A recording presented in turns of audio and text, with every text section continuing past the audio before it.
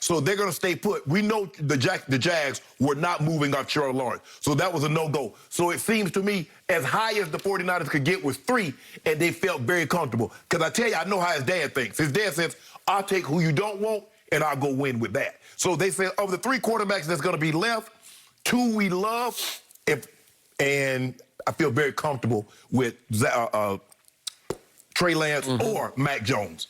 By the way, father, as in Mike Shanahan, once upon a time traded up to 10th in the draft to take my guy Jay Cutler from Vanderbilt University, and you do not love Jay Cutler. I did not like Jay Cutler. I didn't like his attitude. I didn't think football was the most. He was another guy. Football wasn't that important to him. Okay, so we can debate that all another day, or maybe never, because he's out of sight and out of mind. But the point is, Mike did trade up to take him, and I applauded him for that because I watched a whole lot of Jay Cutler, especially his junior year at Vanderbilt. His senior year, he was the SEC Player of the Year. Right. But the point is, there are going to be swings and misses because 42% of all quarterbacks taken in the first round don't make it to their second contract with the team that took them. Correct. Think about that. So almost half are swings and misses. Yes. Okay, so big misses. Of these 5, you know and I know right now the math, 2.5. Let's even just go to 2. 2, okay. 2 will be big swings and big misses. Yes. Now, maybe the Shanahans are so genius that they can take anybody and make him a success in their offense, right? Okay. Let me ask you a question, Skip. Which one of these quarterbacks, of these 3 quarterbacks that will be left, Trey Lance, Justin Fields, or Mac Jones, you think has more upside, has more ability than Jimmy G? Oh, than Jimmy G? Yeah. Well, Trey Lance for a fact. Okay. But I might say several. Who we have left? Now, we got Justin Fields. Justin Fields, Mac Jones, I would and take Trey Lance. Justin Fields over Jimmy G. Who's the next one? Mac Jones. I think he's more poised and quicker-minded than Jimmy G is. Jimmy G gets blockheaded sometimes. He's got big talent. He's got arm talent. He's got athletic ability. But he freezes in big moments and comes apart. He can unravel when you least expect it. And although the collegiate level is not the NFL level, Skip, Mac Jones has been in big-time games, SEC championship, college football playoff, national championship game, the Iron Bowl. So when you play in those big games, and I don't know if Jimmy G had those big games at the level that he played at, that bodes well for you. Tom Brady was able to. That Orange Bowl, Skip, that he played Alabama, that was a big time. You play in the Michigan rivalry. You know, you play in big time games, you get comfortable being in situations like that, as opposed to never having been in the. Now, not to say that you can't, Jordan in that national championship game. So him hitting big shots in big moments in the NBA Finals, that shouldn't surprise anyone. Yep, I agree. So I'm still trying to figure out. And again, I love John Lynch. Knew him when he worked here. Have nothing but the highest respect for him as a player and an executive. But you're telling me Kyle Shanahan has to have final say here, and I'm assuming that's true. Wouldn't you want Kyle to have final say? He's calling the plays. He's a quarterback guru. Wouldn't you on a player of this magnitude? Now, maybe another player, Skip, maybe an offensive lineman, maybe a defensive lineman, maybe there's more heads coming together. But in a situation like this, the guy that's going to call the plays, the guy that knows that position probably better than John Lynch, you would think you would concede and says, okay, take it away, bro. Kyle handpicked John Lynch to be his right-hand man. Correct. So I'm going to assume it's going to fall on Kyle to step away from all of the swirling madness inside that building and say, no, I think I got to do this. Because my gut tells me it's this guy. He gonna step over in the building. He gonna go to his dad's office. He's like, okay, Dad. Okay, which way do we go? Maybe it's mine. What do you think? What do you think, Dad? Okay, so I saw another interview that Adam Schefter did with John Lynch, and John pointed out, listen to these numbers. We have attended as a staff 176 college games and practices. We have conducted 400 Zoom calls. We have interviewed 600 players. We have attended 128 separate pro days, says John Lynch, about all the homework they've done for this draft. Well, obviously, the focus of that homework it fell on these 4 quarterbacks, right? Correct. The Yes, 4 yes, possibilities. yes, Well, yes. maybe 3, Right. but I think they looked hard at Zach Wilson just in case, because you have to. Right. You better be ready in case he falls to you. You will skip. You're that high. You do your due diligence. I talked to Ozzie Newsome, who's the general manager for a long time at Baltimore.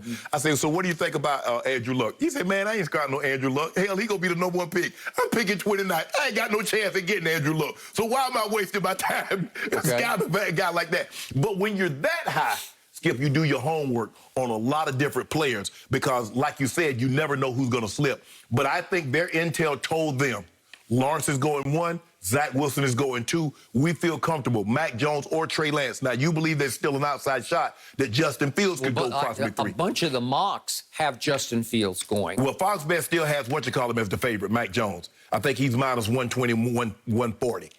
Well, I saw some of the other sites last night who were, they had Justin Fields coming up and Trey Lance coming up fast.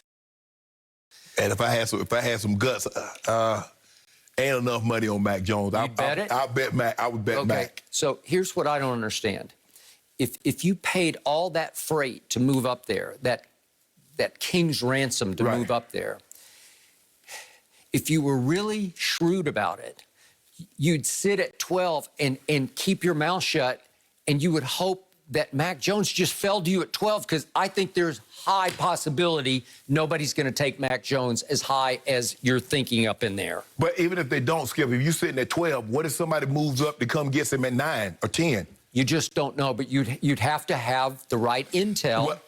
And I just think nobody's going to take Mac Jones except for San Francisco. I think the thing is that to take that element out of it, you hoping someone falls to you. You take that element out of it, you seize the moment, you put that into your own hand. Says, you know what? We're going to zoom up to number 3. We feel comfortable. Because, and I've said this, of the 5 quarterbacks, they probably got very, very similar grades. Now, Trevor Lawrence might be rated higher, but they feel comfortable with any of the 5. And it lets me know that even though 1 and 2 will be spoken for, they're like, hell, the other 3, we can win with those too. They're equal. Mac Jones is not the athlete that Trey Lance and Justin Fields. He can't run nearly as fast. But as far as throwing the football, just purely arm talent.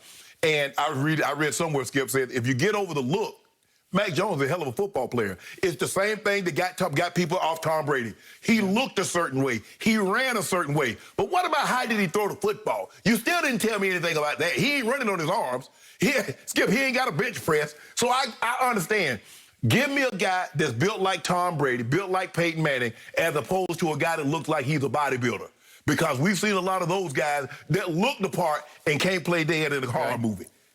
I think Mac Jones is closer to Kirk Cousins than to Tom Brady. Just gut feeling. No. I'm saying from build, the way he's built. Because you look at his body, you're like, okay.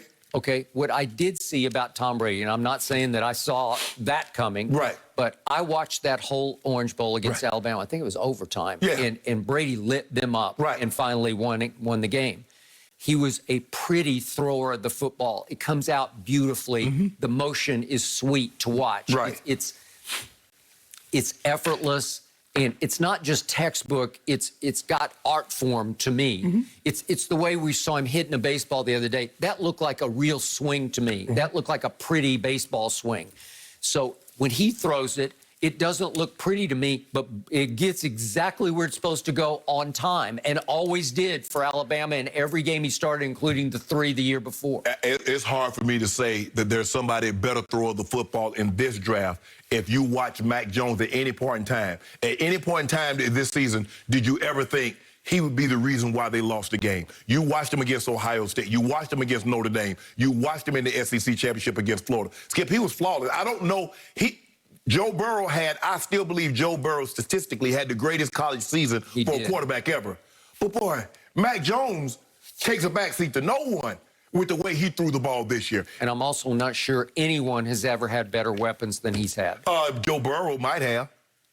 You know, Justin Jefferson and Jamar Chase. It's arguable. They're not slouches. No, I got it. But Joe Burrow, to my eye test, looked like he threw it better than Mac Jones. You think so? That's just me. Okay. He just looks like a pretty good quarterback who was in a great system but made no mistakes.